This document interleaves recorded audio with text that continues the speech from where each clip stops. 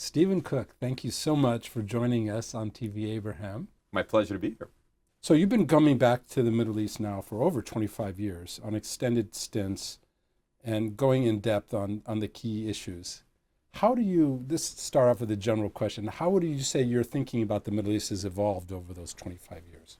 Oh, I mean, it's evolved quite a bit, actually. Once I finished my dissertation, which looked at the durability of authoritarian regimes in the region, I dedicated a good number of years of my career to thinking about reform in the region and what the role of the United States might be in the region, and wrote quite a bit about how the United States might help promote democratic reform. Right, you were in favor of all that. Yeah, right? Absolutely. The first time I was ever in Foreign Affairs, which was a huge thrill, it was an article. It was like how best to promote reform in the Middle East. I wrote on that theme quite a bit. And then I think a watershed was the uprisings in the Arab world. I was in Cairo for the uprising against the so-called Arab Spring. The so-called Arab Spring. Notice I wrote a book on that called False Dawn, and I only used Arab Spring once in the entire. You don't use it once.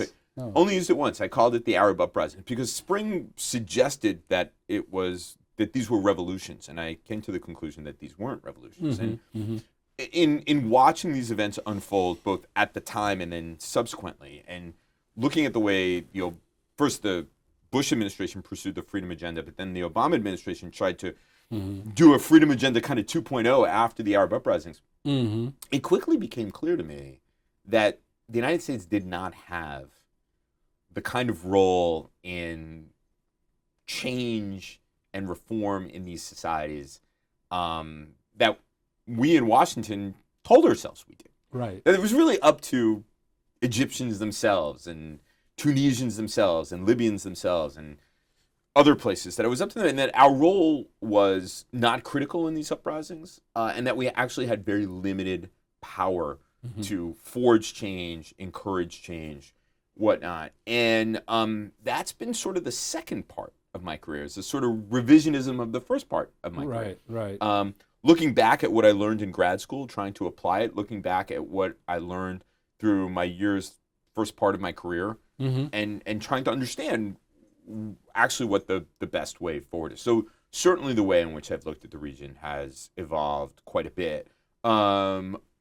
Much even earlier in my career, when I was quite young, in my 20s, I lived in Jerusalem for a period of time, thought a lot about the conflict between Israelis and Palestinians, have very different views of it now than I did way back when. Yes. Well, I just don't. How is that? How would you characterize that shift? I think in the past, like many people thought, that there was a viable two-state solution to the conflict.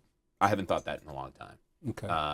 Not since President Obama got involved in negotiations with John Kerry. John Kerry. John Kerry. I remember I wrote a piece. I had a blog at the time. It was called From the Potomac to the Euphrates. And I wrote a piece about, and it was, I think I snarkily called it "Blessed Are the Peacemakers." Right. But I opened it by saying that I didn't understand why they were doing it, because I didn't see that there was no path. There was no path. Exactly. So you've been a bit skeptical now, but others, it's because I'm older. Right. Notice the gray around the temples. That's right. But I mean, and in your latest book called End of Ambition,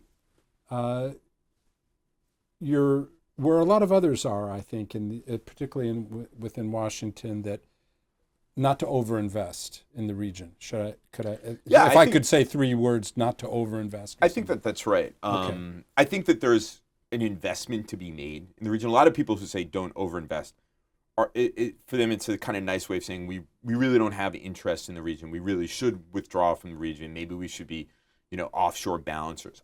I don't actually think you're not there. I'm not there. I think that we do have important interests in the Middle East, but I think that we lost the thread beginning in the mid-1990s, where the United States stood alone in the world and we had a lot of power. Yes. And we decided we wanted to transform the world, and one of the places we really wanted to focus was the Middle East. And I think that's the wrong way to be in Okay. the Middle East.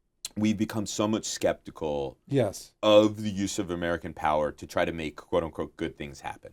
The central insight of the end of ambition was that when the United States tried to prevent bad things from happening, we were generally successful. When we tried to use American power to make good things happen, democracy, remake societies, build a Palestinian state, we generally failed, and we failed spectacularly.